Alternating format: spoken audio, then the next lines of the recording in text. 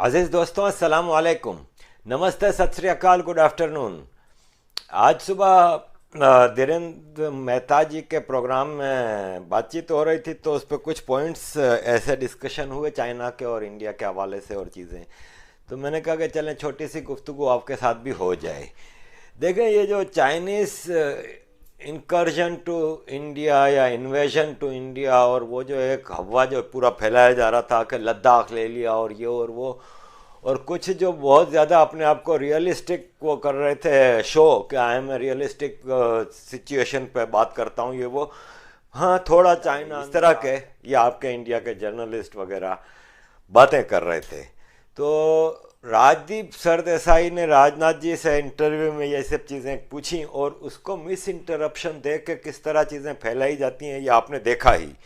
जबकि सूरत हाल ये है कि line of actual control LAC एक बफर जोन होता है। आप ये देखें कि इस लाइन के कुछ किलोमीटर्स का एरिया होता है जिसमें जो नो गो एरिया होता है, और उसमें मूवमेंट अगर कुछ होती है तो that is not part of India.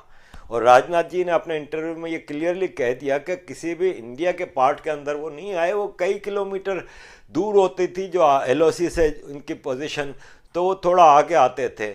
India ने क्लियर अल्फाज में चाइना को, कल जो फॉरेन अफेयर्स की मीटिंग हुई थी इंडिया और चाइना के, तो उसमें क्लियरली इंडिया ने अपनी स्टैंडिंग्स बता दी है कि लाइन ऑफ एक्चुअल कंट्रोल के इस तरफ यानी लद्दाख में, Indian union territory of Ladakh में इंडिया बिल्डिंग अप करे, कंस्ट्रक्शन करे, कुछ करे, nothing has to do with China. China को इसमें कोई एतराज़ करने का हक नहीं है या कुछ भी नहीं है, ये ठोक बजा के कल की मीटिंग में बता दिया गया है।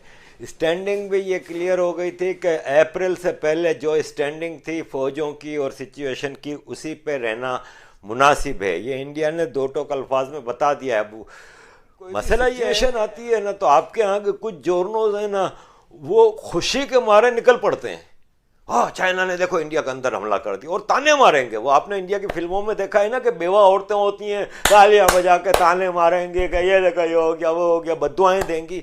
ये जो सबा अरफा टाइप की जो औरतें हैं जो जिस तरह की हरकतें करती हैं, फौरन निकल पड़ती हैं, देखो चाइना आप कहाँ गए, इंडिया की बहादुरी वो अब क्यों नहीं दिखा रहा, चाइना ने इतना कब्जा कर लिया, इतने इंडियनों को हमें बताया जाए तो इनको फिक्र जाग पड़ेगी इंडिया की। वैसे इंडिया में जो पूरे इनकी जो जमातें हैं जो वो करती हैं, इतने सालों से एक्सटॉर्शन के बिजनेस इनके भाई लोग चलाते रहे और आज भी चला रहे हैं, टेररिज्म फैला रहे हैं, इग्नोरेंस फैला रहे हैं, बीफ फेस्टिवल, और कह रहे हैं कि इंडिया में बीफ पे पाबंदी is violation of basic human right. तो पाकिस्तान में पोर्क के ऊपर पाबंदी है ना, तो उस पर क्यों नहीं कहते कि भाई वो भी बेसिक ह्यूमन राइट्स की वायोलेशन है। किसी के बाप की हिम्मत है कि पाकिस्तान में पोर्क का फेस्टिवल मना के दिखाए, जहां पे पोर्क के टिक्के बनेंगे, पोर्क की बिरयानी बनेगी? कोई पॉसिबल है पाकिस्तान अफगानिस्तान जैसे देशों में? जो आप बात करते हो कि फिर इंडिया में बीफ की वो पाबंदी नहीं होनी चाहिए। ये यूरोप में आप कुत्ते का गोश्त नहीं खा सकते भाई, बिल्ली का गोश्त नहीं खा सकते। हर मुल्क के अपने कुछ उसूल होते हैं, उसको आप बेसिक ह्यूमन राइट्स की वायोलेशन बता के एक रिलीजन को फौरन टारगेट करते हो। उन चीजों पे इनको कभी भी दर्द नहीं होगा, कभी बात नहीं करेंगी। बात कब करेंगी? ओहो हो, माइग्रेंट्स का इशू, ये देख ले क्या कर रही है सरकार, आज सरकार मर गई है, सरकार खत्म हो गई, ऐसी चीजों पे आएंगे। इनके अंदर से आप इनके जो लैंग्वेज है और उनकी जो बॉडी, इस तरह की बातें करते हैं, आप देखें इनके अंदर से रुएं रुएं से खुशी छलक रही है। सागरिका गोडसे की जो आप वो पढ़ लें, क्या गोडसे कौन है, ये राजदीप की बीवी, उसकी पढ़ लें ट्वीट्स, इनके एक बेचे एक खुशी नजर आती है इनके ट्वीट्स में कि यार ये इंडिया पे ये अचानक एक मामला खराब हुआ है, अच्छी बात है। ये आपको फीलिंग महसूस होगी। खुदा ना खास्ता कोई भी चीज होती है तो ऐसे मौके पे फौरन आ जाते हैं ये लोग। माइग्रेंट्स के इशू पे हमने देखा सब कुछ वो किया, तो लद्दाख का इशू कुछ नहीं होना, एक गोली नहीं चली ना चलेगी। ना चाइनीज है ना, वो अफोर्ड कर ही नहीं सकते। चाइनीज बड़ी समझदार कौम है, जब भी तो पूरी दुनिया पे रूल कर रही है। वो ना समझे कोई कि वो चाइनीज समझ रहे हैं कि ये 1962 है, कोई नहीं चाइनीज समझ रही है। चाइनीज को पता है कि यहाँ पे जवाहरलाल नेहरू नहीं बैठे हुए, चाइनीज को पता है कि यहाँ पे एक ऐसा आदमी बैठा हुआ है और उसके पीछे पूरी जो पॉपुलर रेटिंग हम देख ही रहे हैं ना मोदी जी की, पूरा इंडिया उनके साथ है। कुछ जो एलिमेंट्स आपको चीखते चिल्लाते नजर आते हैं तो उनकी चीखें तो निकलेंगी ना, क्योंकि ये स्टेटस को वाले लोग, इनको स्टेटस को चाहिए। ये कहते हैं कि कश्मीर में भी स्टेटस को रहे और हर जगह जो मुस्लिम सुपीरियरिटी का जो एक स्टेटस को है वो चलता रहे, इनके मजे लगे रहे, एजुकेशन इनके हिसाब से जाए। इंडिया में जो फॉरेन इन्वेडर्स हैं उनको ग्लोरीफाई करते रहो। इंडिया के जो असल हीरोज हैं, इंडिया की जो असल रूट्स हैं, जो 5000 साल के जो फिलोसॉफीज हैं, उनको आहिस्ते आहिस्ते खत्म करते रहो, उसमें खुश थे। अब वो सरकारें नहीं आनी, अब हिंदुस्तान का हिंदुस्तानी जाग गया है। तो बीबियों तुम भी अपनी औकात बदलो। अब जब तक तुम लोग अपनी सहाफत को और जर्नलिज्म को चेंज नहीं करोगे और रियलिटी को एक्सेप्ट नहीं करोगे, तब तक मामला नहीं हल होना। सफूरा के हवाले से बड़ी चींची पैपै कर रहे हैं ये लोग, क्या है, प्रेग्नेंट औरत को मोदी सरकार ने जेल में डाला हुआ है। अरे एक आफिया सिद्दीकी है पाकिस्तान की, 25 साल से अमेरिका में गुआंतानामो में छोड़ रहा अमेरिका। पाकिस्तानी भी इसी तरह का आपके तरह के ड्रामे कर रहे थे, कहा वो हो गया। क्यों?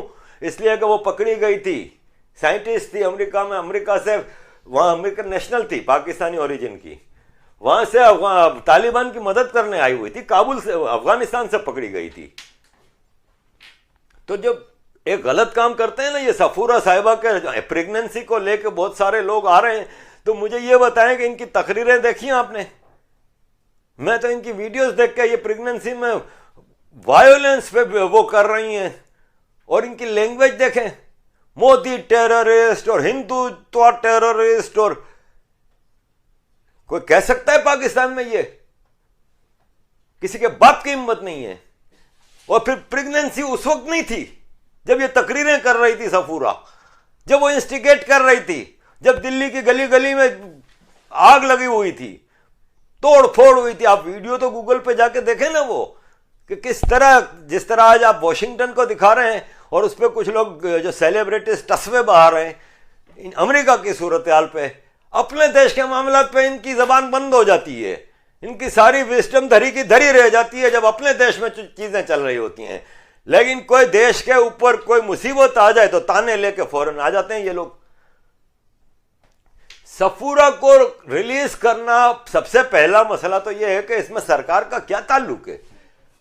जो सफूरा के उस पर कंडेम कर रहा है वो कोर्ट को कंडेम कर रहा है। अब ये कोर्ट को नोटिस करने की जरूरत है कि कोर्ट के डिसीजन को, कंटेम्प्ट ऑफ कोर्ट का एक लॉ होता है, ये किस हिसाब से कंटेम्प्ट ऑफ कोर्ट कर रहे हैं। सरकार का बार बार कह रहे हैं कि सरकार ने पकड़ा हुआ है, तो मुझे फिर कोर्ट्स भी तो ये बताएं ना कि क्या कोर्ट सरकार के इशारे पे चल रही हैं, ये जस्टिस है। अगर वो जस्टिस है का वो कर रही है मुजाहरा, तो एक्शन लेना ऐसे लोगों के खिलाफ जो सफूरा का वो कर रहे हैं कि ये गलत है और मोदी सरकार ने बंद रखा हुआ है। अब इसमें या तो फिर मोदी सरकार की जजेस चला रहे हैं, तो फिर जजेस अपनी पोजीशन क्लियर करें, और जो इस तरह के कंटेम्प्ट ऑफ कोर्ट कर रहे हैं उनको लाए ना कोर्ट में।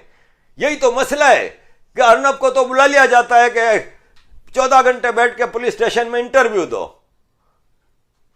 100 FIR की फेसिंग होती है उसको। ऐसे लोगों को कोई नहीं कर रहे हैं, सब कुछ कर रहे हैं, कह रहे हैं कि प्रेग्नेंट है इसलिए इसको बेल पे छोड़ दो। यानी एक आदमी टेररिज्म करे, एक औरत है प्रेग्नेंट है, उसको तो आप लाइसेंस दे रहे हो। फिर वो कहेगी इसका मतलब सफूरा का जब छोड़ रहे हैं तो मैं भी कुछ भी करूं, कत्ल करूं, डाका डालूं, चोरी करूं, ड्रग्स बेचूं, कुछ भी करूं। एंड ऑफ द डे मेरे पास कार्ड होगा ना, विक्टिम कार्ड, हमें सिखाया गया है कि जी मैं प्रेग्नेंट।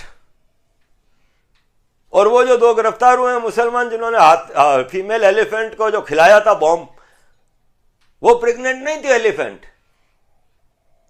या खाली जज्बात और तकलीफ और ये सब मुसलमानों को ही होती है, ना हिंदुओं को कोई जज्बात खराब होते हैं, ना उनको उनकी फीलिंग्स हर्ट होती हैं, ना किसी और रिलीजन की होती हैं। हम एज ए मुसलमान, हमें हमारे राइट है कि हम किसी के भी भगवान को निशाना बनाएं उसका। लेकिन जब हमारे ऊपर बात आएगी तो हम कहेंगे जी इस्लामोफोबिया, हमारे बारे में कोई बात ना करे। इवन सच्चो भी नहीं बोलो कि हाँ भाई फलां लड़की पकड़ी गई थी, टेररिस्ट थी, मुसलमान थी। अबे नहीं, ये इस्लामोफोबिया है।